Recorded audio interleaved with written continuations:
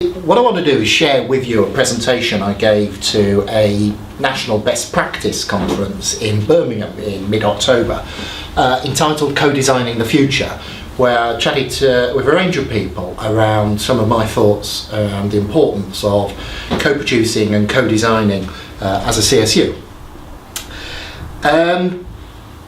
First of all, to start with some truisms, basically, as an NHS.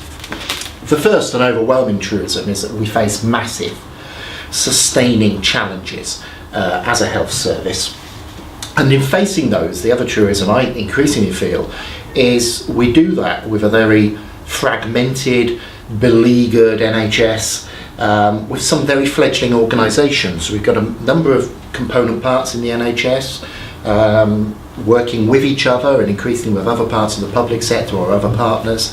A number of those organisations are quite young, not yet at full maturation, and I'd include CSUs in that. And we face this massive set of challenges: financial, quality, patient-facing, patient-responsive and engaging, and the like. One of my favourite quotes is Mario Andretti, the ex-Grand Prix driver, who a few of you may recall. I think he was around in the late 80s. Anyway, he had this quote that said, "When you feel that you're in control, you're not going fast enough." And it feels a little bit as if the whole public sector and NHS is that resonates with me at the moment, because the pace of change and expectation and responsiveness is ever greater. And just when we feel we've got a handle on that, it quickens again. So that does resonate with me, that quote.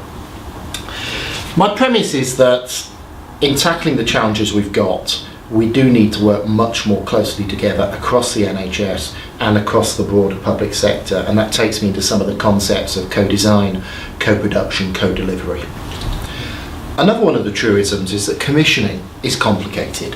A number of us will be aware of the commissioning cycle, the various stages in that cycle, and at each one of those stages there are probably a plethora of interests or considerations to be taken into account, a whole range of functions and processes, whether that is at the stage of developing a strategic plan and doing that in a way that it's developed in partnership and it resonates with understood needs and demographic changes and the like, understand the political connections, do the environmental scanning, and then out of the plan you shape operational objectives and priorities, and there's a whole process of negotiation around those and the costing and the prioritisation. But each stage of that, the whole commissioning process becomes quite complex and needs to take on board a whole host of factors. So commissioning is in its nature quite complex, and I think for any one organisation to believe that it's got the totality of understanding and processes and expertise to deal with that would be stupidity. So I think even at the outset of the commissioning process and at every stage in the commissioning process, we need to connect with other organisations, work with others around accessing a range of skills and around co-design. What commissioning support units are in this process, within the commissioning system, within the broader NHS, within the broader public sector, are very much around enabling our clients to remain focused on their core purpose. So what's the core purpose of clinical commissioning groups? Well, it's to ensure clinical leadership around commissioning decision making.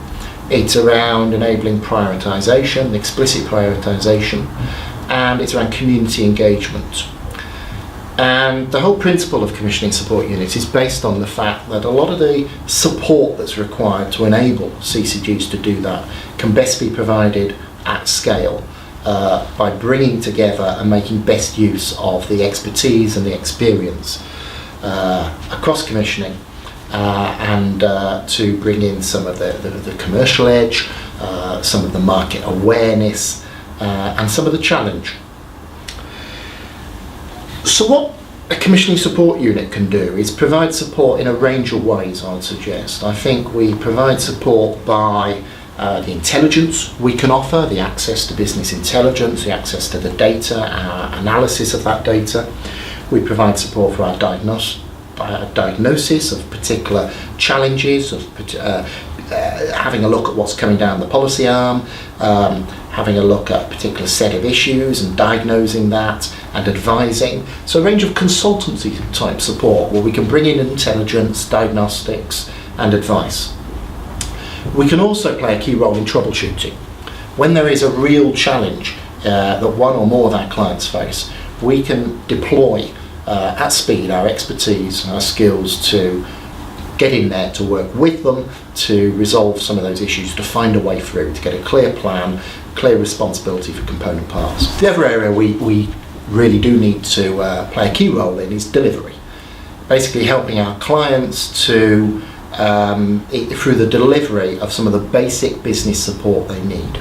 To keep them thriving, to keep them organised, to keep them focused on their core purpose. So whether it's through delivery of HR support, some of the financial support, some of the IT we provide, some of the expertise we provide around risk management, around governance, and the like, around communication support we give them, actual delivery of services on their behalf. So we provide a range of consultancy type advice, some troubleshooting and some delivery. And I think commissioning support units play critical roles across all of those three areas. The other thing commissioning support units need to do is to be able to flex and adapt to changing needs. So we need to understand our clients inside out. We need to understand what they need pretty well at the same time as they're coming to that understanding. We need to work with them to promote a more proactive understanding of changing pressures, changing needs in the system. So if, for example, there's particular challenges arising from winter pressures, we need to be there. We need to understand those challenges and to understand what we can offer to support. If there's an imperative around the transfer of funds to local authorities, we're there. We need to understand what the various opportunities are, what the processes are, what we can enable, what we can support with. Yep. So in short, CSUs are much more than what is sometimes perceived. There's this sense in some areas that we're the servants of our masters, we're there to do what is prescribed to us, we're there as some kind of feverish back offices of commissioning. And I think that does us a disservice, and critically does a disservice to our clients, because I think we can be more proactive. I think we can identify through intelligence some of the issues. I think we can offer troubleshooting, we can flex and adapt our offers, and I think we can become part of a glue in the system, and a system that could otherwise be quite disconnected, discontinuous. If you have parts of the commissioning function responsible for X and commissioning support units responsible for Y, well actually, if we're not there in the co-design, how can we enable co-delivery? So a bit about Greater Manchester and a bit about the commissioning support unit in Greater Manchester. Greater Manchester Health System supports about 2.8 million people. And in terms of some of the figures, about 460 general practices, 12 clinical commissioning groups, 10 local authorities, 9 acute trusts, 8 of whom provide integrated care with some aspects of community care, a number of other specialist or non-acute trusts in the system, over 600 independent sector providers, and a real potential complexity and chaos there around the disparate interests and needs of various players in the system. We also have a health system that has to fundamentally change, and some of that change will require reconfiguration in the way some services are offered and in what settings they're offered, and in many areas providing more settings in more localised more services rather in more localised settings, increasingly jointly with local authorities in different models of integration, but looking at changed models of hospital provision that ensure quality, that ensure financial sustainability, and that are acceptable in terms of their access and strong in terms of their reputation and their delivery. There are 3 major streams of work to that service change programme across Greater Manchester. There's a stream of work which is around primary care development, and Greater Manchester proudly currently hosts a number of demonstrator sites that are looking at models of 7-day working in primary care. There's a stream of work around integrated care planning and delivery, jointly with the local authorities, seeing how we can take a step change in the development of a range of out-of-hospital services, including those that are formally integrated with local authority. And there's a stream of work which is around how the hospital sector needs to reconfigure and change. And the CSU has got different levels of involvement in each of those streams of work. And the realisation in the Greater Manchester health system is that for any individual stream of work to be undertaken in isolation from the others makes little sense, because we will not see the join up, the read across, the overarching financial or quality conversation, the story that is there to be told, the recognition that hospital change is dependent on strengthened community services. Several of those are dependent on strengthened primary care. So the read across is critical, and just as one part of that agenda cannot be taken forward in isolation from any others, so neither part of the organisational system can work in isolation from the others. The trusts, the CCGs, the local authorities, the commissioning support unit, which provides support to every single one of the CCGs and every single one of the local authorities, primary care provision, all must work together to design a future that is sustainable and assuring for the people of Greater Manchester. Just briefly about Greater Manchester Commissioning Support Unit. At the day I gave this presentation, we're on day 199. We've just passed the 200th day of our existence. So they're a young, fledgling organisation, still maturing, doing a lot of stuff really well, some stuff not well enough yet. Working really well with a number of clients and working jointly with them, with other clients. There's still too much of a distance, I think. So how can we broach some of that distance? How can we work more closely together and embed ourselves in their thinking and themselves in our thinking?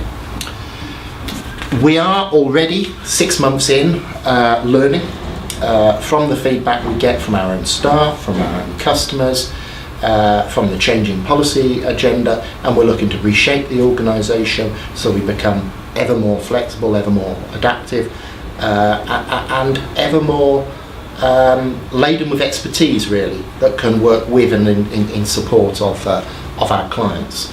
At the moment, we've got 500 staff, about 480 whole-time equivalents, and we provide 14 services. The risk in that, of course, is that those service components need to talk to each other, and the whole needs to be more than the sum of its parts. So we need to identify the skills that we can flex and adapt across the service range. And again, that's one of the purposes of the reshaping work. So what do our clients really need from commissioning support units, and what do we really need to sell to them? And I think there are three things here. I think first and foremost, we need to have a clear line of sight on outcomes. Our clients are there to improve the health and well-being of the people they serve. And as part of the supply chain, as part of enabling them to do that and thereby be excellent, we have similarly got to have that in sight and be very clear as to how we enable our clients to improve outcomes. What do we contribute to that? The second point is value. We've got to offer value to our clients. And that's not just perceived value, that is demonstrable value. That we are able to say, this service has enabled you to do that. And the third thing I think we need to offer our customers, and they need for us, is confidence. They need to be assured that they are connecting with a commissioning support organisation that has both got the experience and the expertise and deploys it in a way that is responsive to their needs and which understands their needs and which understands how those needs may change or develop and can flex and adapt to that. And those are the three big challenges, I think, for any commissioning support unit. And I would check with my directors, my heads of service on a regular basis, what have we done this month in such and such a service to enable such and such a customer to deliver outcomes? What have we done? How can we describe the value of our HR service, of our service redesign service, of our business intelligence, of our medicines management? How can we describe the value we add to our customers? And how can we build customer confidence? Derek Felton from Ernst & Young did an article in the Health Service Journal a couple of weeks ago that I thought was a really, really good reading of the current state of play of the commissioning support market, and particularly of commissioning support units. He made the point that there are significantly greater expectations in the system around commissioning now than there were in the days of the PCTs. And it certainly felt, as an ex-PCT chief exec, that the challenges PCTs faced were significant, and what we were being asked to do was quite fundamental. It stepped on from that. It's another level again, and I think having clinicians at the heart of CCGs, they are rightly expecting some instant delivery, an instant change, an instant response. I think also the fact that CCGs, part of the commissioning system, is explicitly paying CSUs, another part of the commissioning system, puts focus on. So whilst it may feel to me sometimes when we're being challenged as to our value for money, I don't recall that discussion happening within a PCT, that part of a PCT challenges another department or set of departments around the value for money they're offering. The fact that there is now a transaction, a service level agreement with a cost associated with that, really does focus the attention around value and around delivery to an extent that we haven't seen before. One of the things that's meant is for CSUs there's been no honeymoon period. The idea that we even had a few weeks to settle in. We had to hit the ground running on April the 1st, and by and large did, but we have had to address concerns, be responsive and adapt ever since. And it's been a mixed track record, I think, for every single CSU, just as it has for every CCG. I think CCGs up and down the country are understanding what they truly need and what is realistic in terms of delivery and what the scale of the challenge is. So the CSUs are, and it's critical that we learn that together and we're open and we're honest with each other on that journey. Right. We need to recognise, I'd argue the system needs to recognise the need for prioritisation, trade-off, what is most critical, cannot be all things to all people, and I think a number of CSUs have started almost with a will to offer everything to everybody. I think we need to be realistic there and need to focus on those areas where we add value. So I'd like to see CSUs, okay, we've got service level agreements with our customers. I'd like to see partnership agreements with our clients, that a commitment to a common cause and an openness of learning, a shared learning journey, and perhaps every month sitting down with our clients to do a little bit of horizon scanning. What's coming at us? What are some of the implications there? What are some of the things that CCGs will handle on their own? What will they look to the CSUs for? What do we need to work together on? We are a provider of services, and one of the strong messages that we give to my staff is, you may have felt that you've worked in PCTs and therefore that makes you a commissioner, but actually the way we need to work now in terms of providing services for clients in a way that's responsive, intelligent, quick, and demonstrates value, makes us a provider, and we have got to succeed as the best providers succeed in terms of the quality of the service we give.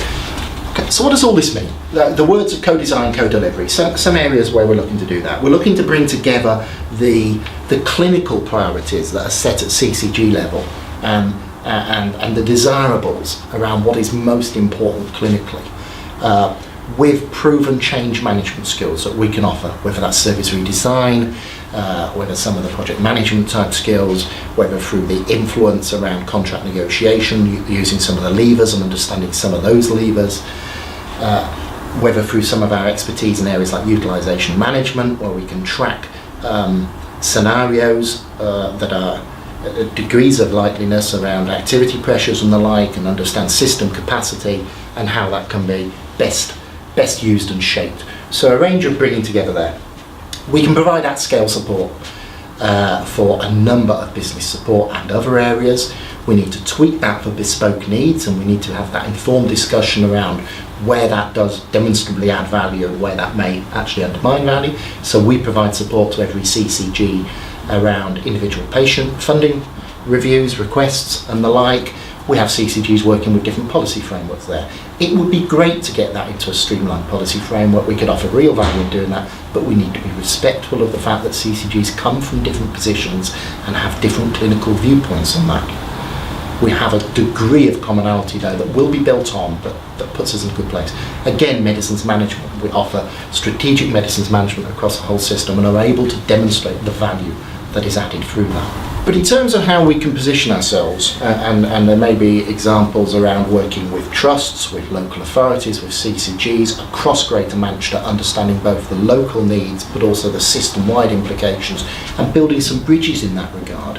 But constructive challenge from our clients needs to be a two-way process if we are going to stimulate more rapid innovation. So we want to get into a position and build on the position where we challenge our clients around, well, have you thought about doing this? Or why are you doing that? Or that's a great idea, but without the changes to the contract form or the contract currencies or financial models, you're not going to release the money or whatever. And that's a two-way discussion, because we are rightly challenged as well in terms of our ability to enable outcomes and value. And we need to see much more of that constructive two-way challenge. So various ways we can make this happen. We're embedding account management, we're strengthening our account management, so we are really working with customers in their settings and understanding their issues. We invest in the personal development of our staff, but part of that is an investment in their customer responsiveness, their customer awareness, but also it's actually understanding each one of our clients to a great level. What the opportunities, what the risks are they face, what the strengths and weaknesses they may present, and the like. We need to proactively raise potential or emerging issues at the earliest opportunity. Hence the notion I made earlier about the monthly horizon scanning reviews with our customers. It's just something I'm very keen to take forward. The constructive challenge I've mentioned. And we need to demonstrate our value, so we need to demonstrably work in a much more matrix working type way. I mentioned again we have 14 services, and the risks of creating a silo-based approach to service delivery. We cannot go there. So we need to actually embed the matrix working and to understand the kind of skills we've got and the flexibility we have to best meet customer requirements. All of this, to me, begins to blur the role between commissioner and provider. I think I'm part of a provider organisation, but we support commissioners to do the commissioning. 'Twas ever so, wasn't it? And this idea of some separate distance between commissioning and provision just rarely works for me. Just as with secondary care providers of healthcare, the better the relationship, the better the shared understanding, the better the deliverables. I think that's usually the case. I would say I think that's always the case. I'm not sure of any exceptions to that rule. So I want to get into that territory of blurring the whole commissioner-provider speak, actually working as part of an integrated system in an integrated manner with our clients around improving the services we offer. If we're serious about integrated care, and we are, we need to be exploring what prime vendor models are, accountable care organisations, outcome-based contracts, and working with both CCGs and also current providers of healthcare as a bridge to facilitate some of those changes as a commissioning support unit. That's really important for me. More broadly, enabling integrated care, I think we have the read across and the expertise to offer ways forward around issues such as data sharing, risk stratification, use of business intelligence, contract currencies that are relevant to the delivery of pathway care. We've got to deliver a decade of QIP, haven't we? Certainly to the end of the current decade. And we offer roles there around the developing of business cases for service change, for investment or disinvestment. We offer service redesign, transformation skills. We offer utilisation management skills. And finally, the immediate planning challenge for CCGs, the operational planning round for next year. It's a 2-year operational plan they have to produce, thankfully based on 2-year allocations, within a strategic planning context. And the business intelligence we can access, area by area, but also on a Greater Manchester-wide area, enables us to benchmark some of that work and offer real insights and support to operational strategic planning that hopefully can generate some real gains for our clients. So, in summary, why I believe co-design, co-production, co-delivery is so important. If CSUs become separate from other parts of the NHS system, we cannot deliver and we cannot enable our clients to deliver. We've got to work together and be together. Thank you.